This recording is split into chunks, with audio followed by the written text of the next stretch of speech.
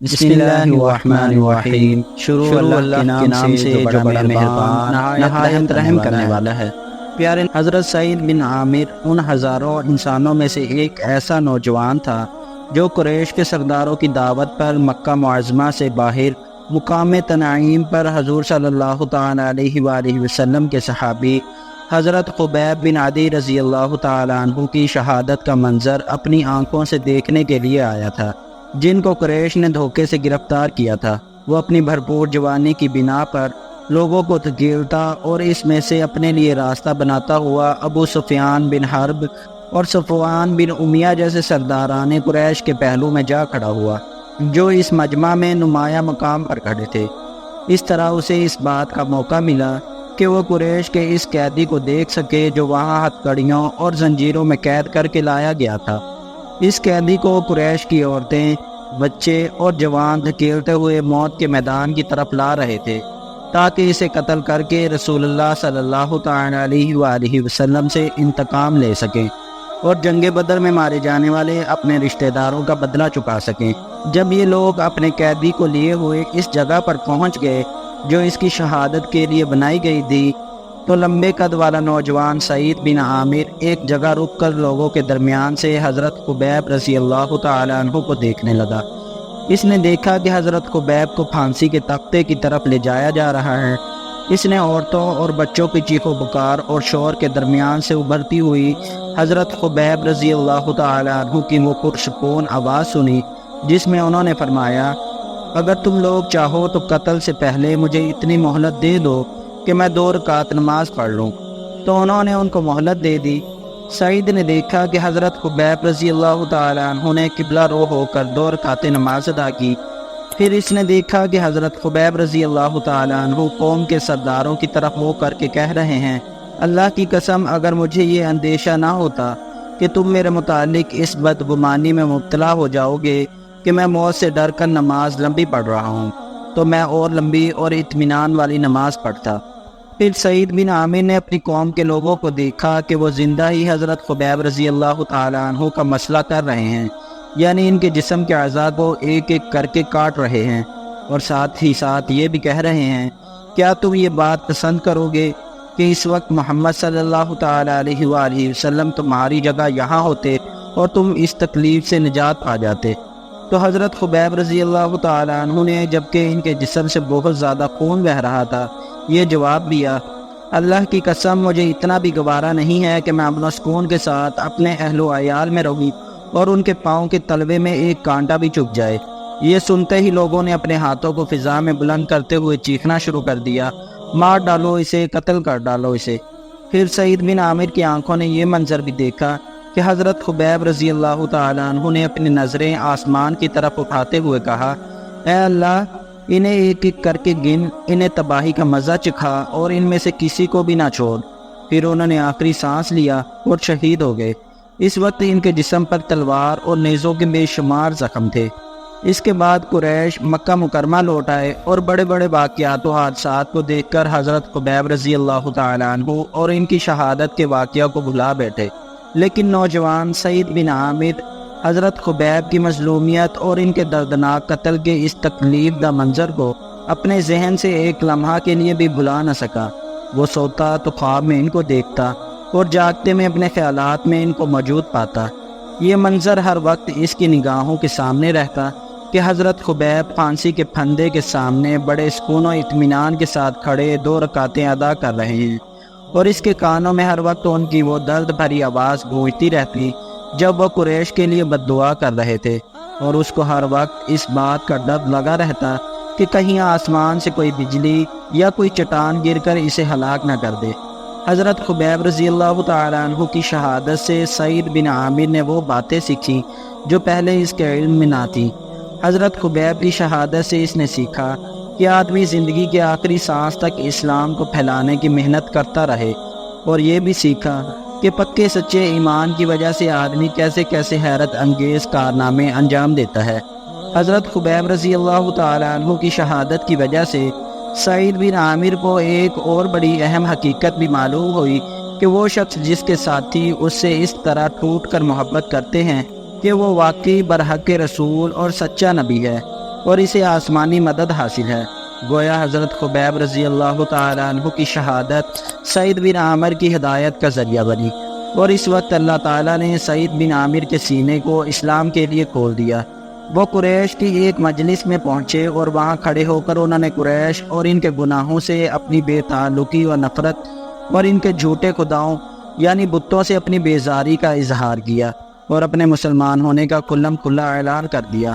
اس کے بعد حضرت سعید بن عامر رضی اللہ تعالیٰ عنہ ہجرت کر کے مدینہ منورہ چلے گئے اور مستقل طور پر رسول اللہ صلی اللہ تعالیٰ علیہ وآلہ وسلم کے ساتھ رہنے لگے، اور غزوہ خیبر اور اس کے بعد کے تمام غزوات میں آپ صلی اللہ تعالیٰ علیہ وآلہ وسلم کے ساتھ رہے۔ جب نبی کریم صلی اللہ تعالیٰ علیہ وآلہ وسلم دنیا سے پردہ فرما گئے تو اس وقت آپ صلی اللہ تعالیٰ علیہ وآلہ وسلم حضرت سعید بن عامر رضی اللہ تعالیٰ عنہ سے خوش تھے۔ پھر حضرت سعید بن عامر آپ صلی اللہ تعالیٰ علیہ وآلہ وسلم کے دونوں خلفاء حضرت ابوبکر صدیق اور حضرت عمر فاروق رضی اللہ تعالیٰ عنہ کے ہاتھوں میں کھلی تلوار کی طرح ہر وقت دین کو پھیلانے والے بن گئے، اور اپنی زندگی کو اس سچے مومن کی زندگی کا بے مثال نمونہ بنا کر پیش کیا جس نے دنیاوی عیش و عشرت کے بدلے میں آخرت کی کامیابی کا سودا کر لیا ہو۔ رسول اللہ صلی اللہ تعالیٰ علیہ وآلہ وسلم کے یہ دونوں خلفاء ان کی سچائی اور تقویٰ کی وجہ سے ان کی نصیحتوں کو بہت غور و توجہ سے سنتے اور ان کی باتوں پر پورا دھیان دیتے تھے۔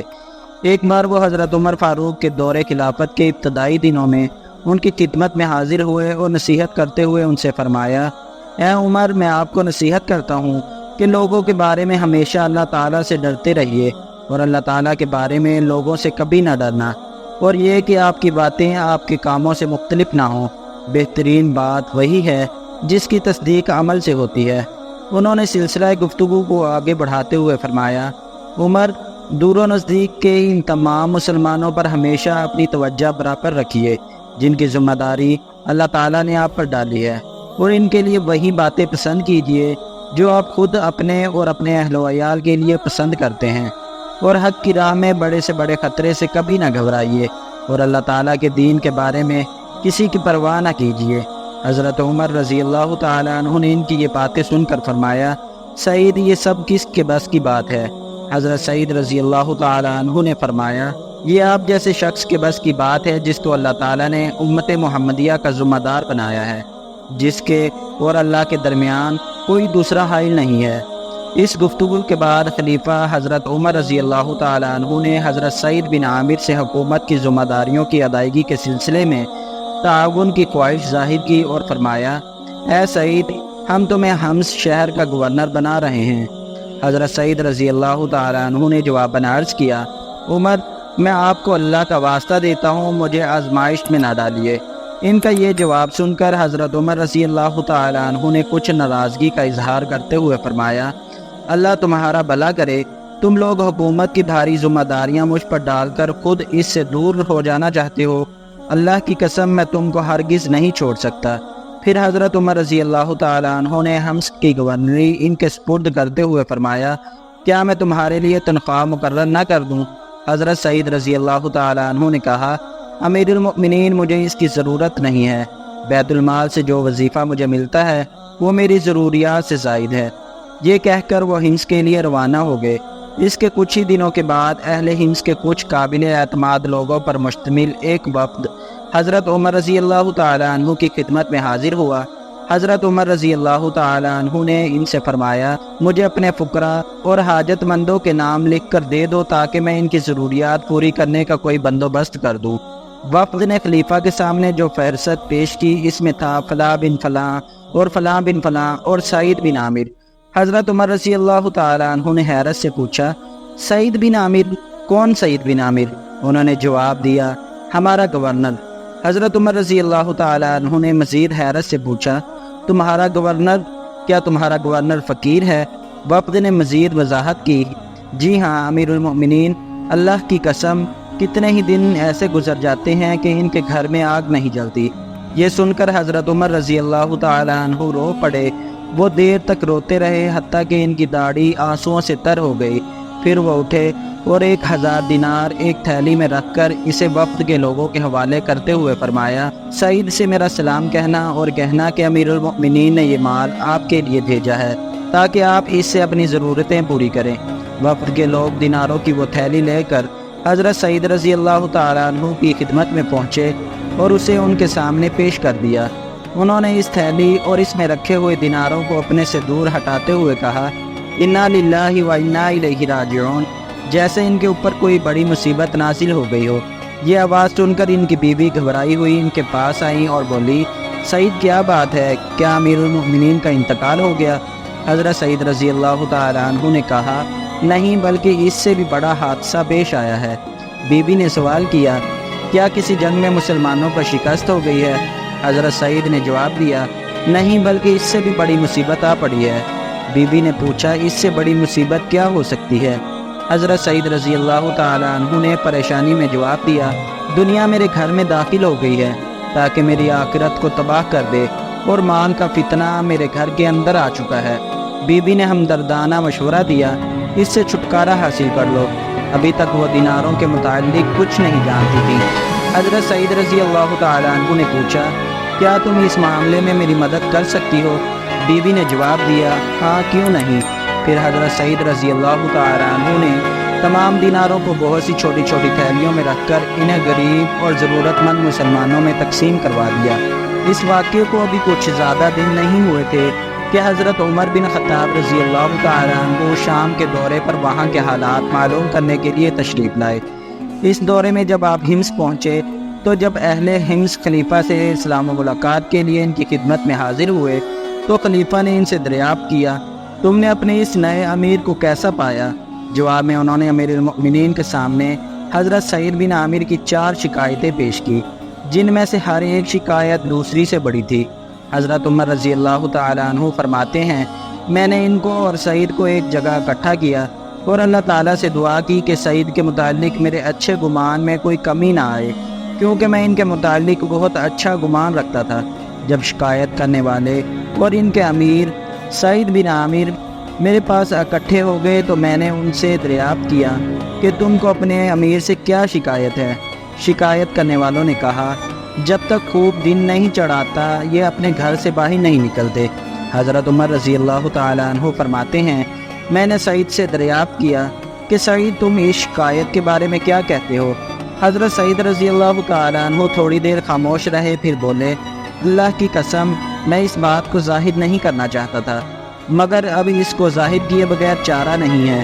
صورتحال یہ ہے کہ میرے گھر میں کوئی خادمہ نہیں ہے، اس لیے میں جلدی صبح اٹھتا ہوں، گھر والوں کے لیے آٹا گوندھ کر ذرا انتظار کرتا ہوں تاکہ اس کا خمیر اٹھ جائے، پھر روٹیاں پکاتا ہوں، اس کے بعد وضو کر کے لوگوں کی ضرورت کے لیے باہر نکلتا ہوں۔ میں نے اہل حمص سے پوچھا کہ تمہاری دوسری شکایت کیا ہے؟ انہوں نے کہا، یہ رات کے وقت کسی کو جواب نہیں دیتے۔ میں نے پوچھا، سعید اس شکایت کے متعلق تم کیا کہنا چاہتے ہو؟ انہوں نے جواب دیا، اللہ کی قسم میں اس بات کو بھی ظاہر کرنا پسند نہیں کرتا تھا۔ میں نے دن کے اوقات ان لوگوں کے لیے اور رات کے اوقات اپنے رب کے لیے مخصوص کر رکھے ہیں۔ میں نے شکایت کرنے والوں سے کہا، اب تم اپنی تیسری شکایت بیان کرو۔ انہوں نے کہا، یہ مہینے میں ایک بار دن بھر گھر سے باہر نہیں نکلتے۔ میں نے دریافت کیا کہ سعید تم اس شکایت کا کیا جواب دیتے ہو؟ سعید رضی اللہ تعالیٰ عنہ نے کہا، امیر المؤمنین میرے پاس کوئی خادم نہیں ہے اور جسم کے ان کپڑوں کے سوا میرے پاس اور کوئی کپڑا نہیں ہے۔